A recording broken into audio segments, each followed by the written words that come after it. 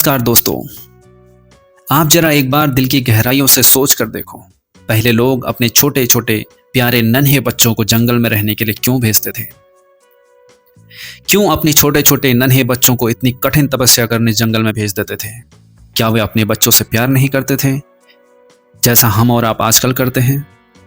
क्या वे इतने दिल के कठोर थे कि वह अपने छोटे छोटे बच्चों को जंगल में भेजने में उन्हें कोई दर्द नहीं होता था? या वो इतने गरीब थे, उनके पास बच्चों को पालने के लिए घर में धन धान्य कुछ नहीं था, इसलिए वो जंगल में भेज देते थे?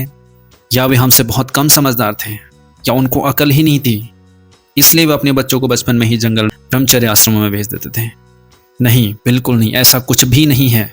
वह हमसे ज़्यादा समझदार, हमसे ज़्यादा संपन्न और अक्ल वाले थे।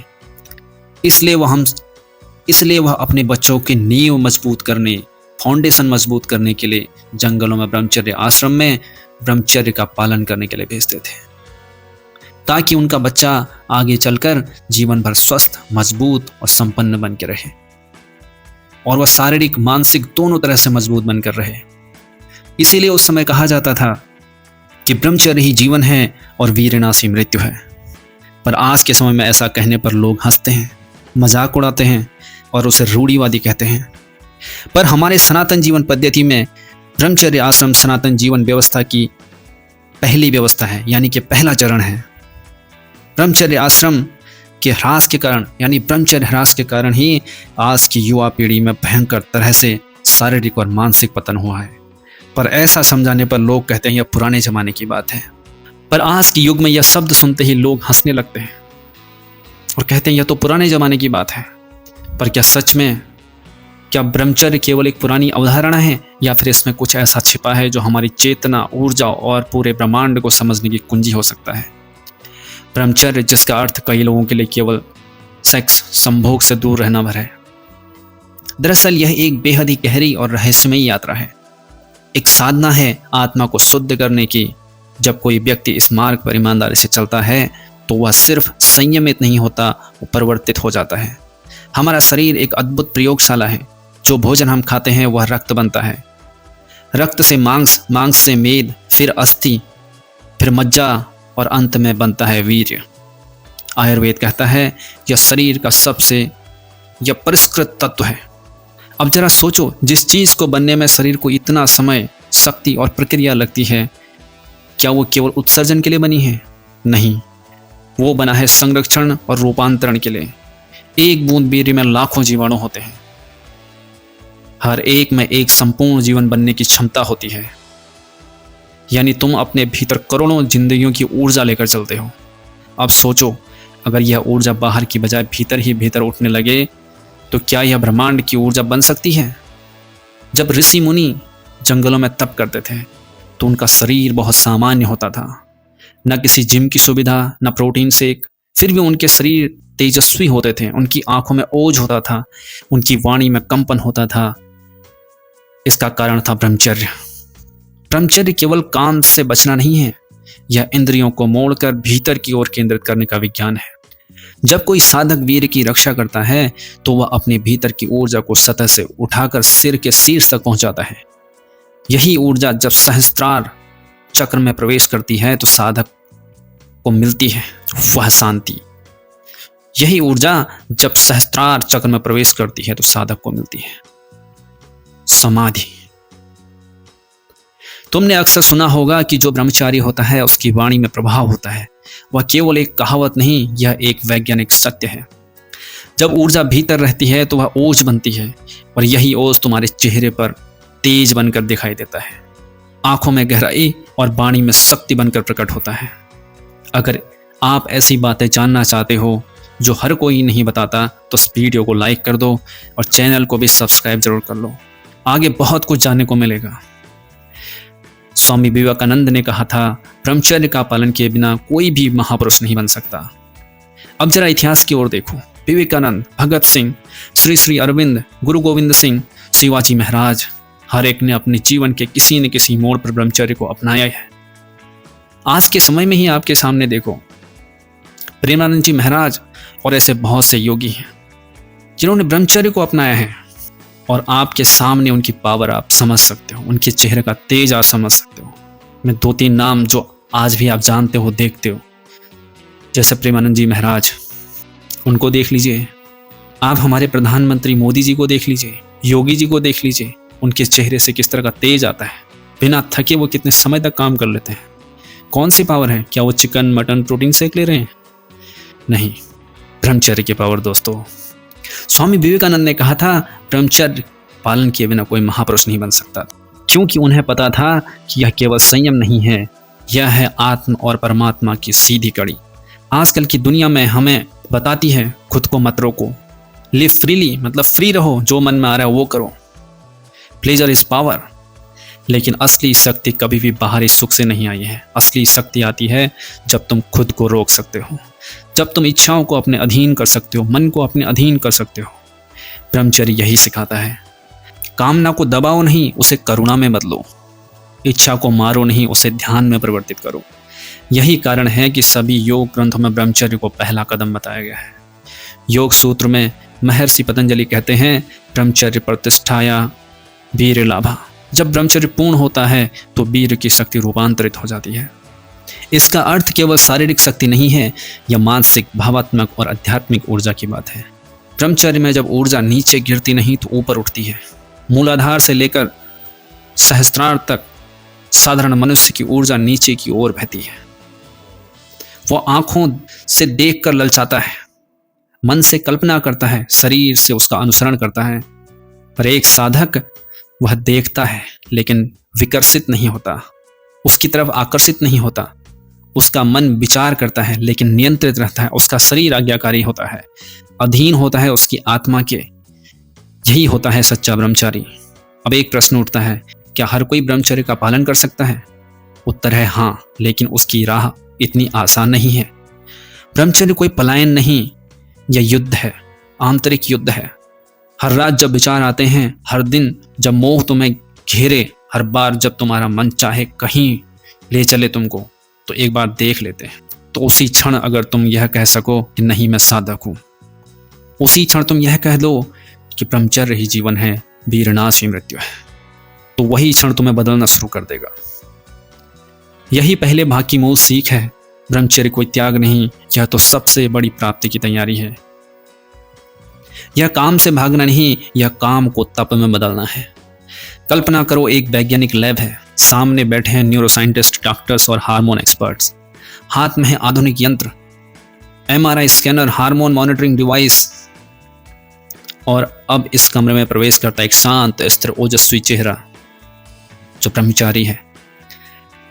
वो न कोई प्रयोगशाला का छात्र है, न कोई साइंस का शोधकर्ता, लेकिन फिर भी उसकी उपस्थिति में पूरे कमरे में ऊर्जा ही चेंज हो जाएगी, पॉजिटिव ऊर्जा में बदल जाएगी। अगर वहाँ नेगेटिव ऊर्जा भी उस कमरे में है तो वह पॉजिटिव ऊर्जा में बदल जाती है। तब शुरू होता है परीक्षण, और जो सामने आता है वो विज्ञान की सीमाओं को चौंका देता है। 7 दिन, केवल 7 दिन तक वीर रक्षा करने पर शरीर में टेस्टोस्टेरोन यानी उस हार्मोन की मात्रा में जो आत्मविश्वास, मर्दानगी, साहस और ऊर्जा का स्रोत है, 145% तक बढ़ जाती है। यह डाटा सिर्फ किताबों की कल्पना नहीं, जर्मन ऑफ जेजंग यूनिवर्सिटी की शोध रिपोर्ट में प्रकाशित है। अब सोचो कि एक ब्रह्मचारी को केवल 7 दिन नहीं बल्कि महीनों या वर्षों या जीवन भर इस ऊर्जा को बचाता है, तो उस इंसान की कितनी पावर होगी। वो क्या केवल इंसान रहता है या वह कुछ और बन जाता है? शरीर के भीतर बहने वाली वह ऊर्जा केवल एक जैविक रस नहीं, यह है सूक्ष्म विद्युत जो हमारी चेतना, सोच और चेतावस्था को बताती है। विज्ञान कहता है कि जब कोई व्यक्ति ब्रह्मचर्य का पालन करता है तब उसके मस्तिष्क में डोपामाइन का संतुलन सुधरता है। डोपामाइन वही रसायन है जो हमें तात्कालिक सुख देता है, जैसे शॉर्ट वीडियो या अश्लील दृश्य। जो इस तरह की चीज़ों में घिरे रहते हैं उनको अश्लील दृश्य में बहुत अधिक डोपामाइन मिलता है और त्वरित उत्तेजना उनको बहुत अच्छी लगती है। लेकिन जब वह डोपामाइन अत्यधिक सक्रिय हो जाता है तो दिमाग अपना नियंत्रण खोने लगता है, ध्यान भटकता है, फोकस टूटता है, वीर्य में निर्बलता, चिड़चिड़ापन, लो कॉन्फिडेंस पैदा होता है। अब समझो ब्रह्मचर्य क्या करता है। यह डोपामाइन के ओवर कंजप्शन को रोकता है। वह प्लेजर के लिए भागते मन को पर्पस की ओर मोड़ता है। और यहीं से शुरू होता है न्यूरोप्लास्टिसिटी का चमत्कार। न्यूरोप्लास्टिसिटी यानी दिमाग की वह क्षमता जिससे वह खुद को फिर से बनाता है। जब व्यक्ति ब्रह्मचर्य के रास्ते पर चलता है तो उसका मस्तिष्क डिस्ट्रैक्शन से मुक्ति पाता है। वह रिवार्ड के लिए नहीं, साधना के लिए जीने लगता है और तब धीरे धीरे उसका दिमाग हाई फोकस, डीप मेडिटेशन और क्रिएटिविटी की दिशा में विकसित होता है। यही कारण है कि ब्रह्मचारी की आंखें स्थिर होती है, क्योंकि उसके न्यूरॉन्स स्थिर होते हैं। उसका चेहरा तेजस्वी होता है, क्योंकि उसका न्यूरोस सिस्टम शांत होता है। अब थोड़ा और गहराई में जाइए। जब वीर नहीं गिरता तो वह शरीर में ऊपर उठता है। तब वह ऊर्जा सेक्सुअल ड्राइव नहीं बल्कि इंटेलेक्चुअल ड्राइव बन जाती है। तब वह सेम इंस्टिंक्ट जो पहले कामना में लगती थी, अब किताबें पढ़ने और ध्यान करने में तथा अद्भुत चीजें रचने में लगती है। तभी विज्ञान सिर झुकाता है, क्योंकि अब बात केवल शरीर की नहीं, चेतना की होती है। ब्रह्मचर्य का पालन करने वाले लोगों में अद्भुत तरह की शांति होती है। ब्रह्मचर्य का पालन करने वाले लोगों में अमेगदला शांत होता है, जो डर और उत्तेजना से जुड़ा होता है। प्री फ्रंटल कॉर्टेक्स तेज होता है, जो निर्णय, स्मृति और उद्देश्य से जुड़ा होता है। स्वामी विवेकानंद जब अमेरिका गए थे तो उनके शरीर की चुंबकीय तरंगों को मापने का प्रयास किया गया। विज्ञान हैरान था कि कैसे उसके शरीर में एक विशेष कंपन और वाइब्रेशन उत्पन्न हो रही है, जो किसी सामान्य व्यक्ति से कहीं अधिक थी। क्यों? क्योंकि उन्हें जीवन भर ब्रह्मचर्य का पालन किया था। उन्होंने वीर को ओज में बदला था, ओज को तप में और तप को वाणी में, और यही वाणी बन गई थी उनकी शक्ति, जो लाखों लोगों को झकझोर देती थी। एपिजेनेटिक्स यानी हमारे जीन्स का व्यवहार हमारे जीवन शैली से कैसे प्रभावित होता है। यदि कोई व्यक्ति बार बार अश्लीलता में डूबा है, उसकी जीन एक्सप्रेशंस बदल जाती है। नकारात्मकता, निर्बलता, ऊर्जा की हानि। लेकिन ब्रह्मचर्य का पालन जीन एक्सप्रेशन को स्ट्रेंथ, फोकस और लॉन्जिविटी की ओर मोड़ता है। कहते हैं वीर में 30 प्रकार की धातुएं होती हैं। जब वह भीतर रहता है तो शरीर को पूर्ण पोषण देता है, नेत्र को ज्योति, मस्तिष्क को स्थिरता, त्वचा को आभा। और यही कारण है कि ब्रह्मचर्य की आंखें भीतर झांकती हैं, उसकी त्वचा चमकती है, उसकी उपस्थिति किसी चुंबक की तरह प्रभावशाली होती है। साइंस अब यह मान चुका है कि सेक्सुअल एनर्जी अगर ट्रांसम्यूट हो जाए तो वह सबसे शक्तिशाली लाइफ फोर्स बन सकती है। निकोला टेस्ला, जिसने दुनिया को अल्टरनेटिंग करंट एसी दिया, लाइफ लॉन्ग सेलिब्रेट था। उसने कहा था कि मैंने अपनी सेक्सुअल एनर्जी को इन्वेंटिव एनर्जी में बदल दिया है। यह वही सिद्धांत है जो ओजस कहलाता है। आयुर्वेद कहता है वीर्य रक्षण से उत्पन्न ओज शरीर को तप, मन को बल और आत्मा को प्रकाश देता है। और यही वैज्ञानिक ब्रह्मचर्य है। जब इच्छाओं को नियंत्रित करके तुम उस ऊर्जा को भीतर लाते हो और वह ऊर्जा तुम्हारे विचार, तुम्हारी दृष्टि, तुम्हारे जीवन को बदल देती है। ब्रह्मचर्य कोई अंधविश्वास नहीं है। ब्रह्मचर्य कोई अंधविश्वास नहीं, वह है विज्ञान, आत्मज्ञान और ऊर्जा विज्ञान का सबसे ऊंचा प्रयोग। जब इच्छा मरती है तो ऊर्जा जन्म लेती है। जब ऊर्जा रूपांतरित है तो चेतना प्रस्फुटित होती है, और जब चेतना जागती है तो ब्रह्म तुम्हारे भीतर प्रकट होता है।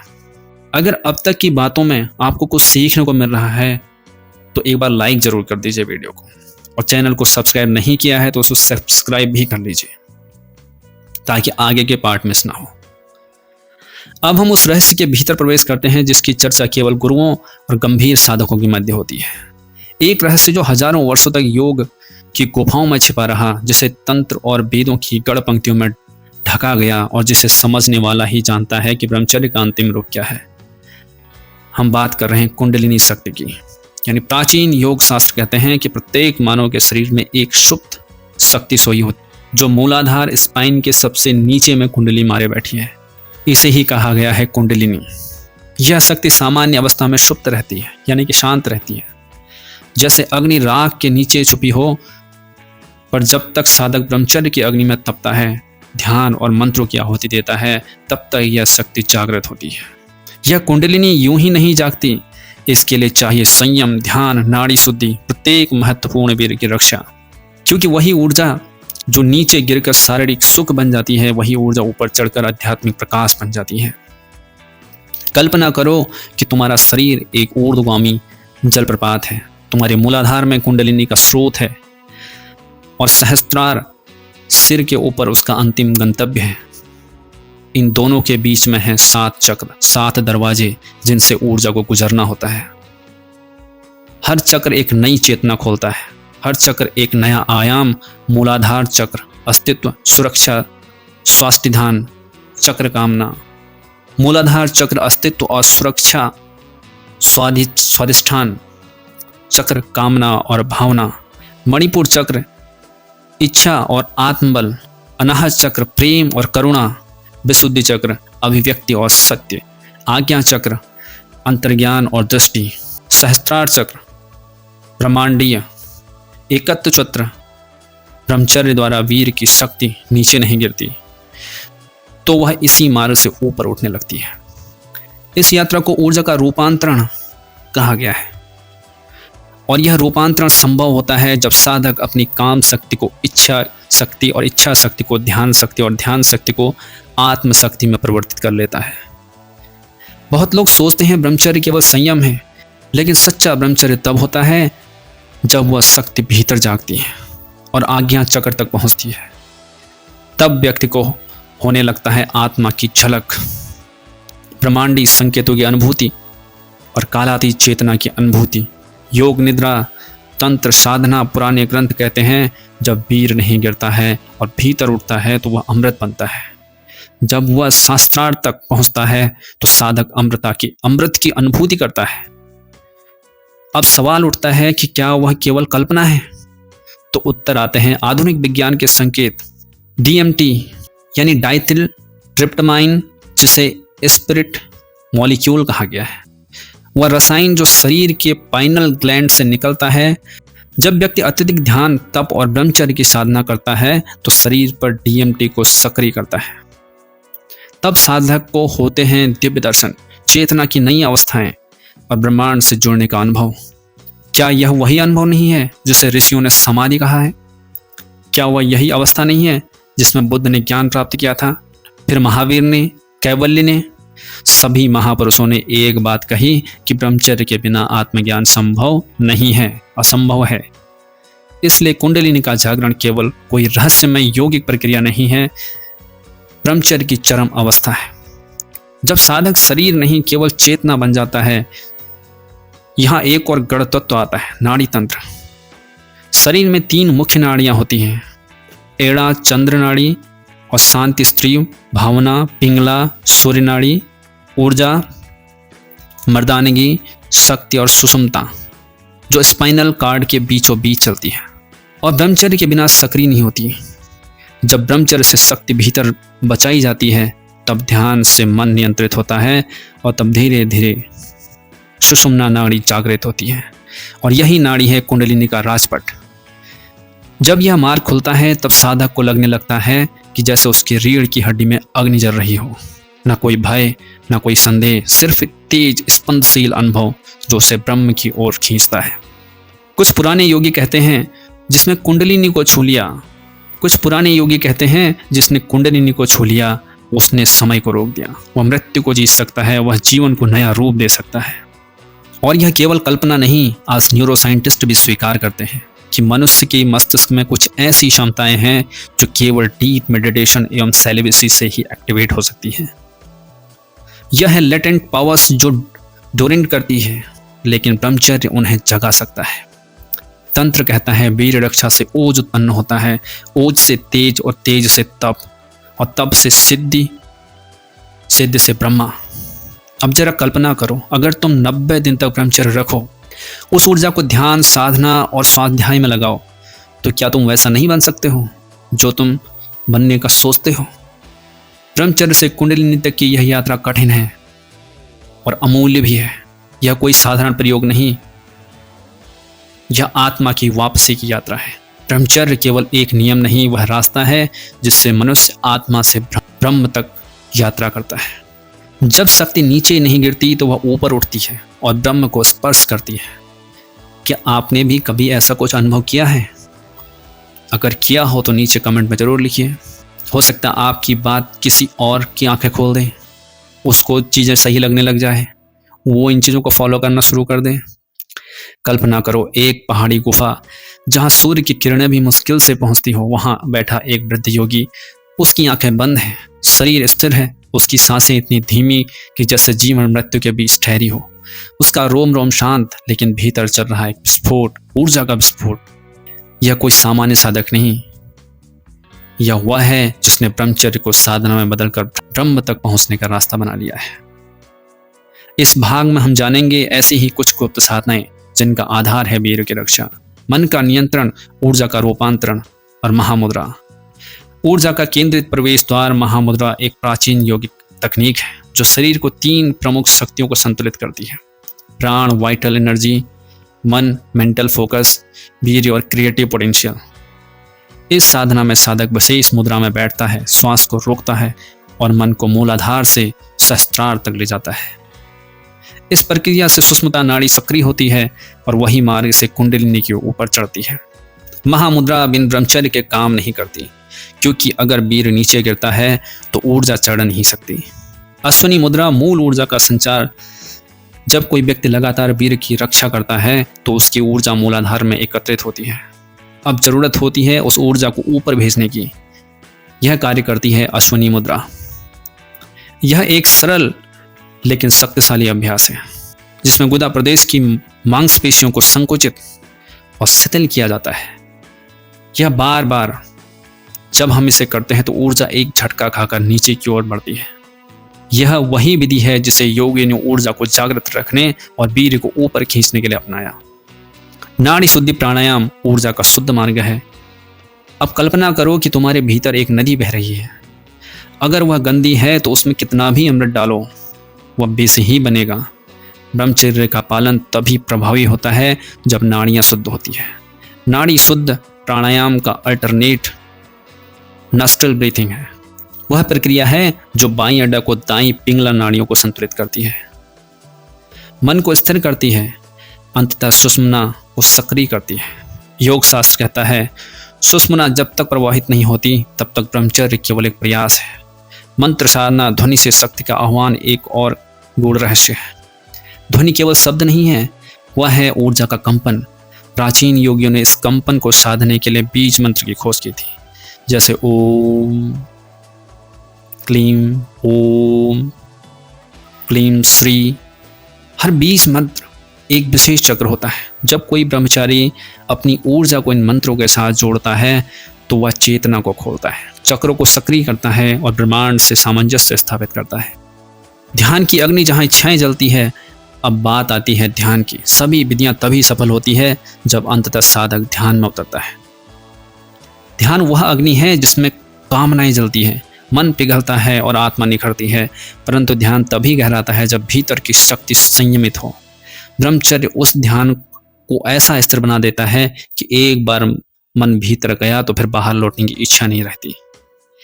दक्षिण भारत के एक आश्रम में एक 16 साल का बालक था। उसने कहा मैं ब्रह्म ज्ञान चाहता हूँ। गुरु ने पूछा तुम ब्रह्मचर्य का पालन करोगे? बालक ने कहा जी हाँ। गुरु ने कहा अच्छा, तो सबसे पहले 12 वर्ष तक केवल मौन साधना करो, भोजन सीमित करो, वीर की रक्षा करो। 12 वर्ष बाद जब वह युवक लौटा तो उसका चेहरा किसी तपस्वी की चमक से कम नहीं था। उसके मुंह से शब्द नहीं शक्ति निकल रही थी। वही बालक आगे चलकर बना महायोगी रामलिंग स्वामी, जिसने बिना मृत्यु के अपना शरीर छोड़ दिया था। कहा जाता है वह ब्रह्मचर्य के बल पर इतना सूक्ष्म बन गया कि उसका शरीर प्रकाश में विलीन हो गया।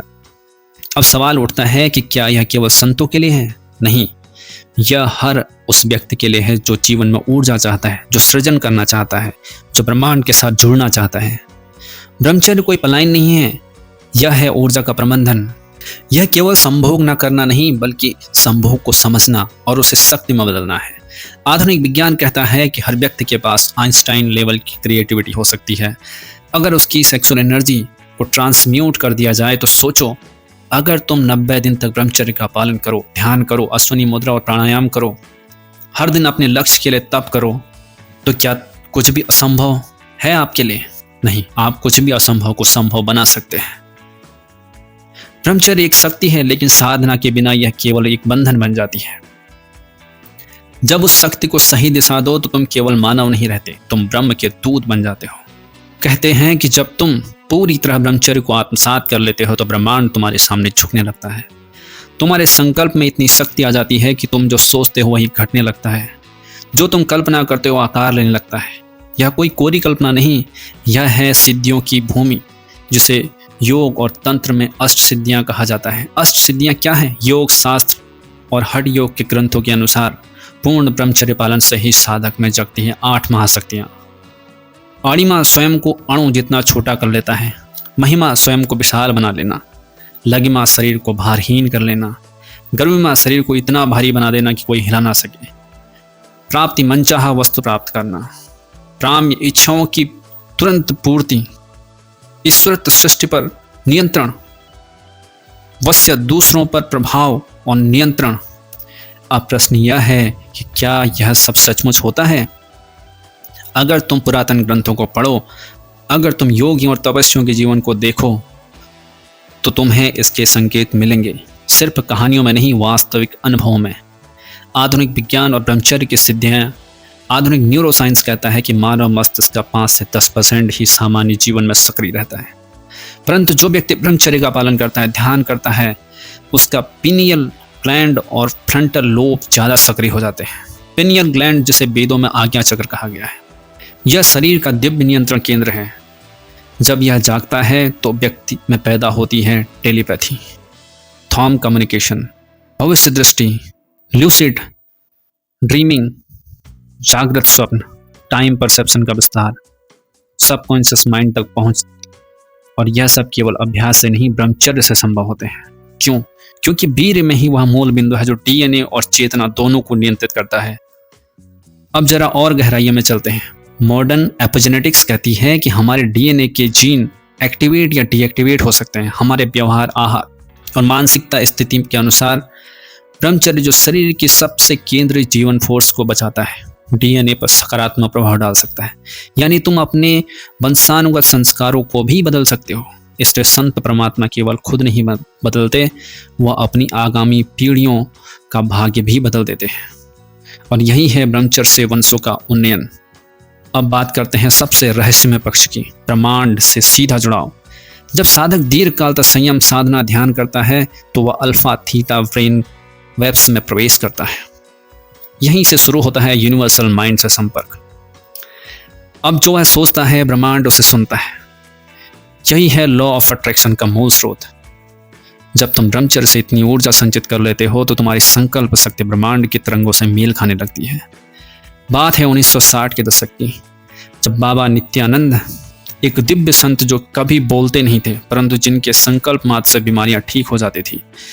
लोग कहते थे कि जो सोचते थे वही घटता था। एक दिन एक युवा ब्रह्मचारी उनके पास आया, पूछा, बाबा मैं कुछ भी करने की शक्ति चाहता हूँ। तो बाबा ने मुस्कुराकर केवल इतना कहा कि 1 वर्ष तक ब्रह्मचर्य रख और हर दिन सूर्योदय से पहले ध्यान कर। वह युवक लौटा और 1 वर्ष बाद जब फिर बाबा के पास गया तो उसकी आंखों में ऐसी शक्ति थी कि स्वयं बाबा बोले, अब तो जो चाहे वो कर सकता है। वह युवक आगे चलकर सत्यनारायण गोयन, जिसका दुनिया भर में विपश्यना ध्यान फैलाया, वह बना। जब तुम ब्रह्मचर्य से अपने भीतर की शक्ति को जगाते हो तब तुम केवल मनुष्य नहीं, तुम ब्रह्मांडी शक्ति के वाहक बन जाते हो। तुम्हारी दृष्टि बदलती है, तुम्हारा व्यक्तित्व प्रकाशमय होता है, तुम्हारे संकल्प भविष्य को आकार देने लगते हैं। ब्रह्मचर्य कोई त्याग नहीं, वह ऊर्जा का ब्रह्मांडी निवेश है। वह कोई बंधन नहीं है बल्कि असीम स्वतंत्रता का मार्ग है। जब तुम अपने भीतर की ऊर्जा को जान लेते हो तब तुम ब्रह्मा को नहीं ढूंढते, ब्रह्मा तुम में प्रकट हो जाता है। क्या आप तुम तैयार हो इस रहस्य को अपने जीवन में अपनाने के लिए? यदि हाँ, तो बस आज से ही पहला कदम रखो। 1 दिन का संयम, 1 दिन का मौन, 1 दिन का ध्यान। आज से ही आप ब्रह्मचर्य का पालन करना शुरू करो। शुरू करने के बाद 1 हफ्ते बाद आपका मन आपको भटकाएगा, लेकिन आपको भटकना नहीं है। आपको लिख लेना है कि आपको आज से ब्रह्मचर्य का पालन करना है तो किन किन नियमों का पालन करना है। और अगर आपको ये वीडियो अच्छी लगे, सीखने को कुछ मिला, तो एक तो पहली बात जो नीचे कमेंट बॉक्स में लिखिए, जय बजरंगबली। और मैं आपको बजरंगबली की फ़ोटो जो बार बार दिखा रहा हूँ, क्योंकि बजरंगबली ही हमारे सबसे पहले सबसे स्ट्रॉन्ग बाल ब्रह्मचारी थे। और उनकी शक्ति कितनी थी ये आप अच्छी तरह जानते हो, उसके बारे में बताने की ज़रूरत नहीं है। तो इसलिए वीडियो अगर आपको अच्छा लगे तो चैनल को सब्सक्राइब कर लो, वीडियो को लाइक कर लो और कमेंट में एक और शब्द लिखो, ब्रह्मचर्य ही जीवन है, विनाशी मृत्यु है। यह शब्द आप जितनी बार लिख सकते हो लिखो। इससे कम से कम जब भी आपका हाथ वीर नाश करने की ओर जाएगा तो आपको यह शब्द याद आएगा कि वीर नाश ही मृत्यु है और ब्रह्मचर्य ही जीवन है। और ये बहुत पहले कह दिया था, लेकिन आजकल लोग इसको मानते नहीं। अगर जो मानता है उसका पालन करता है तो अपने जीवन में बहुत आगे बढ़ता है। धन्यवाद।